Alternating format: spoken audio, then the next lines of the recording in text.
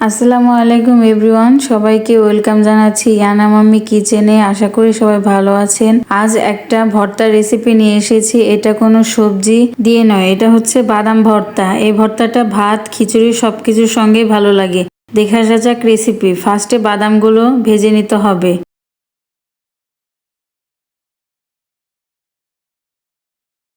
আমার বাদামগুলো ভেজে নেওয়া কমপ্লিট হয়ে গিয়েছে। এখন আমি হাত দিয়ে একটু হালকা করে খোসাটা ছাড়িয়ে নিচ্ছি।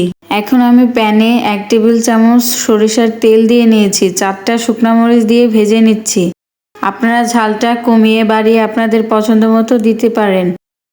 আমার মরিচটা ভাজা কমপ্লিট। এখন মরিচটা উঠিয়ে আমি এখানে 2টো রসুন ছিলে নিয়েছি আর 3টে ছোট সাইজের পেঁয়াজ কুচি করে নিয়েছি। এখন এই তেলের মধ্যে ভেজে নিতে হবে।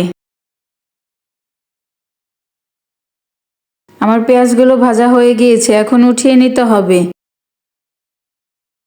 এখন বাদামগুলোকে বেটে নিতে হবে। আপনারা চাইলে ব্লেন্ডারেও বেটে নিতে পারেন, কিন্তু এটাকে ব্লেন্ডারে বাটার থেকে পাটায় বেটে নিলে ভর্তাটা খেতে বেশি মজা হয়। ফার্স্টে একবার বেটে নিয়েছি বাদামগুলো। এখন আমি সেই ভেজে রাখা শুকনা মরিচ আর পেঁয়াজ রসুনটা দিয়ে ভালোভাবে মিহি করে বেটে নিতে হবে।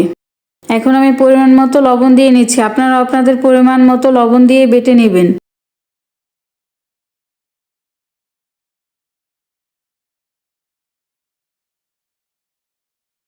আমি আবারও একবার বেটে নিচ্ছি। এখনও যারা চ্যানেলটিকে সাবস্ক্রাইব করেনি, সাবস্ক্রাইব করে রাখবেন। আর যারা ভর্তা প্রেমিক আপু বা ভাইয়ারা আছে, যদি একবার এই ভর্তাটা বাসায় বানিয়ে খান, বারবার খেতে মনে চাইবে।